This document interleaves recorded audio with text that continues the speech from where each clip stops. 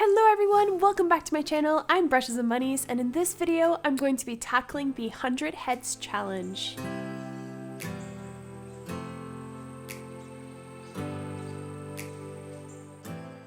I found this challenge through another art YouTuber. He is very talented. His name is Ahmed Al-Duri. I'll be linking down his channel in the video description. He had uploaded a video talking about the 100 Heads Challenge where you have 10 days to draw 100 heads.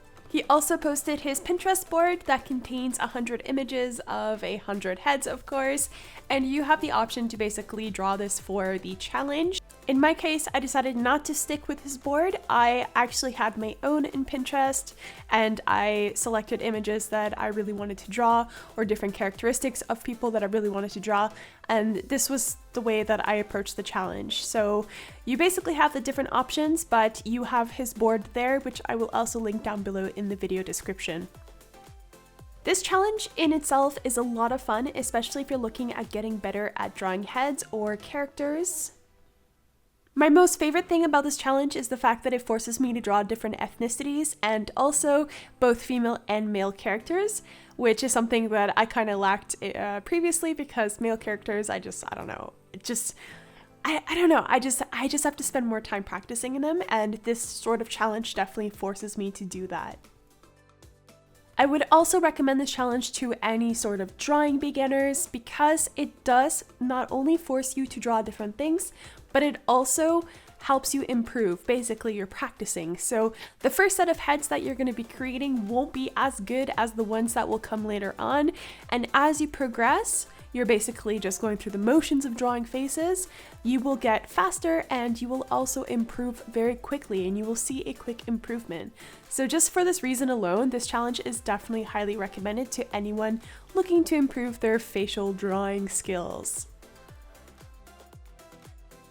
If this is your first type of sketchbook challenge or drawing challenge and you're feeling a little bit overwhelmed, I can for sure give you some advice on how to basically go through the challenge, because I have done a lot of challenges in the past, and I have to say that each one of them has helped me learn something new, not only in terms of the skill, but also in terms of the sort of dedication to the craft and also the patience and how to basically deal with the frustrations of a challenge and how to get the most out of it. So I can definitely give you advice on how to do this.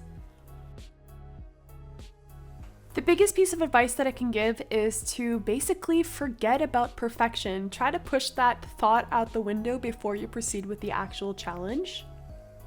Going into the challenge thinking that you have to draw everything perfect and, you know, every single head you draw needs to be perfect and it has to look perfect, and yeah, this is just gonna mess you up going into the challenge, and you're probably going to end up failing it just because you're gonna get frustrated and you're gonna give up and you're just not gonna finish the entire challenge, and this is something that you definitely want to avoid. Drawing these sort of heads or whatever challenge that you're doing does not have to be perfect. The whole point is that you're sketching and you're going through the motions of the sketch, and you're trying to get as much done as possible, but also not put too much detail. You don't necessarily have to put too much effort either. It's just the act of doing it. So whether it's a loose sketch or it's something a little bit more detailed, just remember that it does not need to be perfect and you don't have to go all out for every single sketch. Just go through the motions, sketch what you see based on the reference photo, and do your best, but also have fun doing it. Don't worry about it being 100% perfect all the time.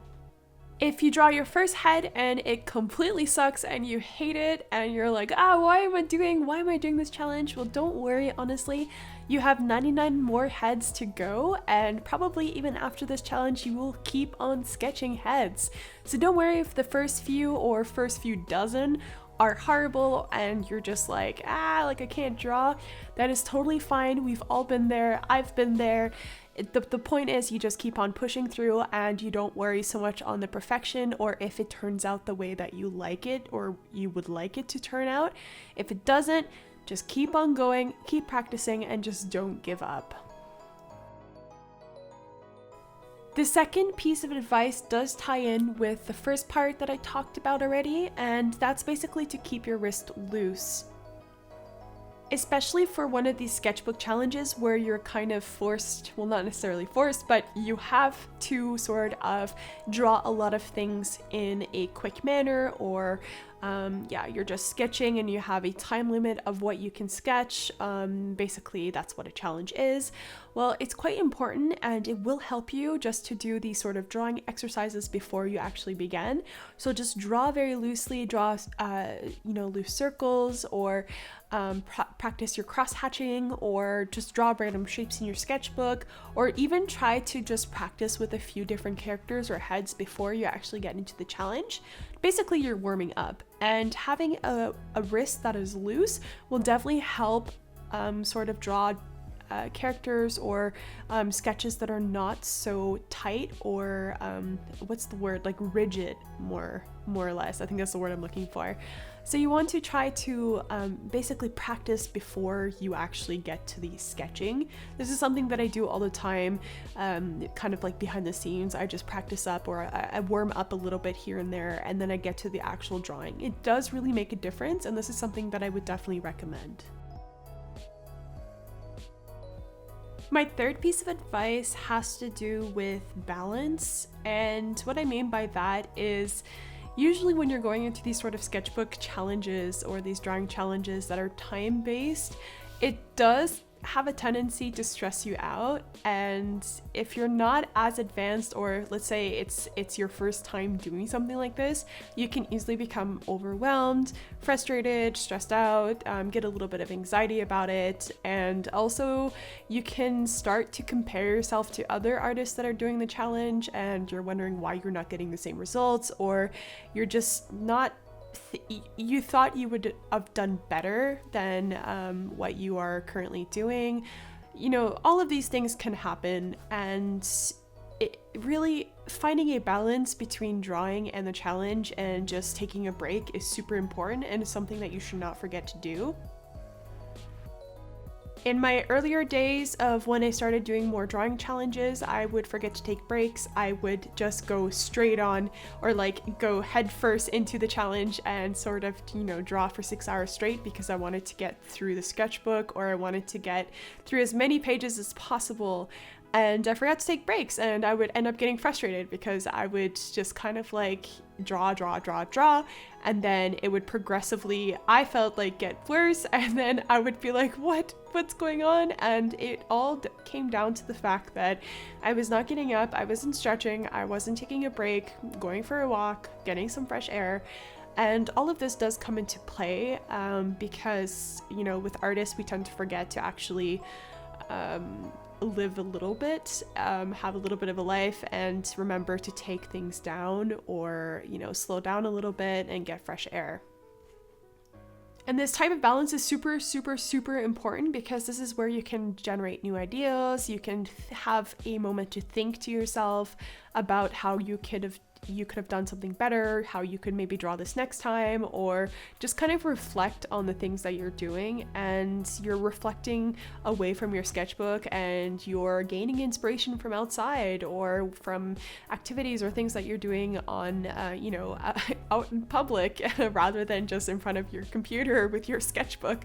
So these are the little things that you have to remember when you're doing these challenges, is to get up, take a break, and then come back maybe, half a day later and continue the challenge. So you don't have to feel so rushed to get through the challenge and stressed out to get through the challenge. It's more so of just, taking your time and finding a good balance between hours of drawing versus hours of taking a break and kind of rejuvenating yourself a little bit.